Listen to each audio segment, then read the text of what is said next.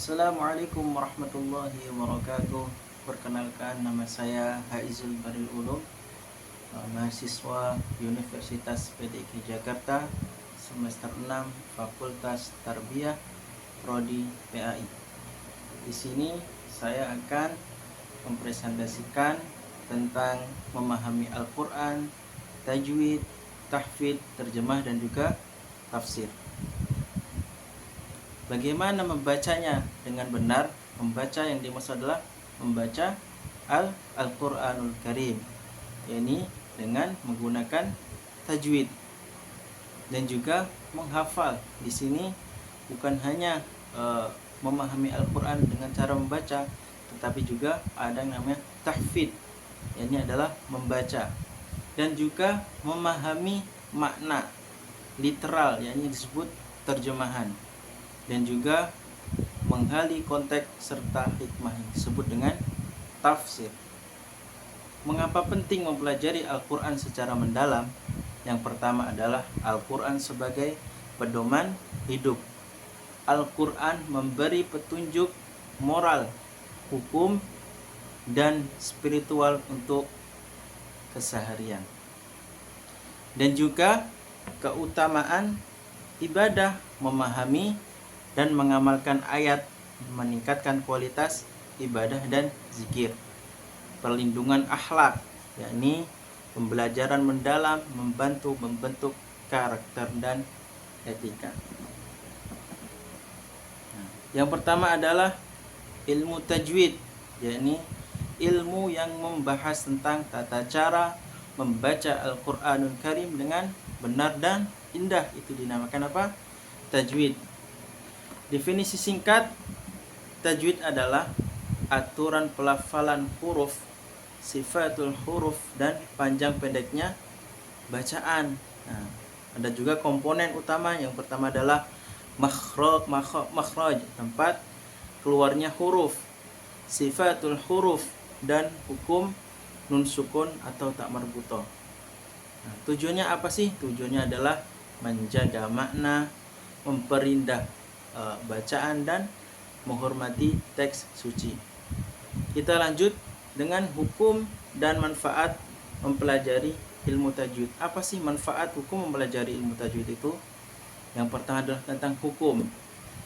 Banyak ulama menyatakan bahwa membaca Al-Quran dengan tajwid adalah dianjurkan. Nah, beberapa konteks menyebut pahala dan kesempurnaan bacaan sebagainya sangatlah penting. Manfaatnya adalah menjaga akurasi makna, meningkatkan kekhusyuan dan penghormatan, dan juga membantu generasi penerus. Selanjutnya tentang tahfidz, yaitu menghafal Al-Quran, kemuliaan dunia dan akhirat. Tahfidz adalah seni dan disiplin menghafal seluruh atau sebagian Al-Quran, dan keutamaannya tercantum dalam hadis dan tradisi al-ilmiah, yakni berupa penghormatan sosial, pahala berkelanjutan, dan warisan spiritual. Keutamanya adalah pahala berlipat, kedudukan istimewa di akhirat, serta peran sebagai penjaga teks. Dan manfaat duniawi adalah menjaga kedisiplinan, memori kuat, dan kesempatan mengajar atau menjadi imam. Nah, terus metode apa sih yang efektif dalam menghafal Al-Quran? Di sini akan saya jelaskan. Yang pertama adalah jadwal sesi pendek harian, yakni 15 sampai 13 menit dengan pengulangan bertahap. Nah, yang disebut rutin harian. Nah, yang kedua adanya ustadz atau partner, memiliki pengawasan atau teman latihan mempercepat koreksi dan motivasi, saling menyimakkan hafalan. Nah, selanjutnya ada teknik pemecahan. Potong ayat menjadi fragmen kecil, ulangi lalu gabungkan menjadi satu surah. Terus dilanjut dengan terjemah Al-Quran, yakni memahami makna permukaan ayat. Terjemah membantu pembaca non-Arab memahami pesan dasar ayat. Namun terjemah adalah interpretasi bahasa, bukan pengganti teks Arab yang asli. Kegunaannya apa? Gunaannya untuk memudahkan pemahaman umum, alat pengajaran bagi pemula.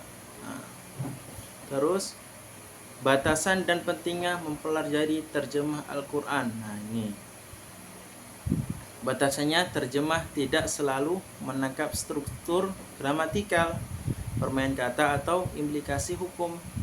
Terjemah dapat berbeda antar penerjemah. Jadi antar Al-Quran Madinah, antar Al-Quran yang lain bisa jadi terjemahnya sama. Resikonya adalah menarik hukum dari terjemah tanpa merujuk tafsir ulama dapat menimbulkan kesalahpahaman. Kita kurang kalau hanya belajar atau membaca terjemah, tapi harus mempelajari tentang tafsir Al-Quran biar tahu apa sih makna dari ayat tersebut. Lanjut dengan tafsir Al-Quran, yakni menggali makna dan konteks Al-Quran. Tafsir menjelaskan latar sejarah, asbabun nuzul, bahasa, kaidah hukum dan hubungan antar ayat. Tafsir menyatukan ilmu bahasa, hadis, fikih dan sejarah. Yang pertama, dengan cara identifikasi konteks, menelusuri sebab turunnya ayat dan audiens yang dituju.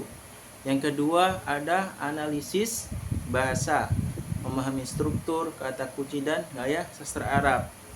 Selanjutnya, rujukan hadis dan ijma', mengkorelasikan penjelasan dengan sunnah dan konsensus ulama. Dan yang keempat, penerapan hukum dan hikmah, menarik implikasi praktis yang sesuai dengan tujuan syariat. Jadi kesimpulan dan ajakan dari materi yang di atas tadi, memahami terjemah Al-Quran dengan tajwid dan lain banyak lagi tadi adalah meraih berkah Al-Quran dalam hidup. Ini mulai dari dasar, melajari tajwid untuk bacaan benar, gunakan terjemah sebagai pintu, lalu dalam tafsir, disiplin hafalan, rutin kecil lebih efektif, konsistensi intensitas sesaat, belajar bersama, jadi cari guru, kelompok belajar dan sumber terpercaya. Oke, mungkin hanya sekian yang dapat saya sampaikan. Kurang lebihnya mohon maaf. Allahumma fiqillah wa biqarik. Wassalamualaikum warahmatullahi wabarakatuh.